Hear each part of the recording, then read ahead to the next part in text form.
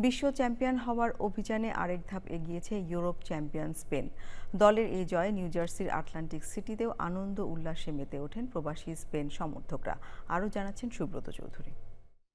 আর মাত্র একটি ম্যাচ, ফাইনালের সেই ম্যাচ জিতলেই বিশ্ব চ্যাম্পিয়নের মুকুট পড়বে স্পেন। আর সেই লক্ষ্যে দৃঢ় প্রত্যয়ে এগিয়ে চলেছে স্পেন। পুরো ম্যাচ জুড়েই স্পেনের খেলোয়াড়দের আত্মবিশ্বাসী ও আক্রমণাত্মক ফুটবল মুগ্ধ করেছে বিশ্বব্যাপী স্পেন সমর্থকদের। বিশেষ করে বার্থডে বয় লামিন ইয়ামাল ছিলেন দারুণ ছন্দে। বিশ্ব ফুটবলের দুই পরাশক্তির এই ম্যাচ ঘিরে উন্মাদনা ছড়িয়ে পড়ে নিউ জার্সির আটলান্টিক সিটিতে। ম্যাচ শেষে স্পেনের জয় নিশ্চিত হতে উল্লাসে ফেটে পড়েন প্রবাসী সমর্থকেরা। আজকের খেলায় স্পেন জিতে গেছে, আমরা খুবই আনন্দিত।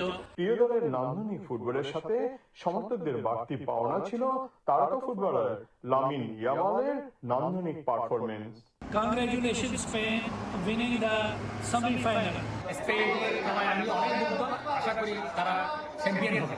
ম্যাচ শেষে সমর্থকেরা আশা প্রকাশ করেন স্পেনের এই জয়যাত্রা ফাইনাল ম্যাচেও অব্যাহত থাকবে এবং শেষ পর্যন্ত বিশ্ব চ্যাম্পিয়নের মুকুট পড়বে দলটি।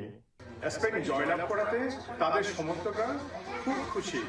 তারা আশায় যোগ বেঁধে আছেন ফাইনালে স্পেন প্রতিপক্ষকে পরাজিত করে বিশ্বকাপের শিরোপা জয়লাভ করবে।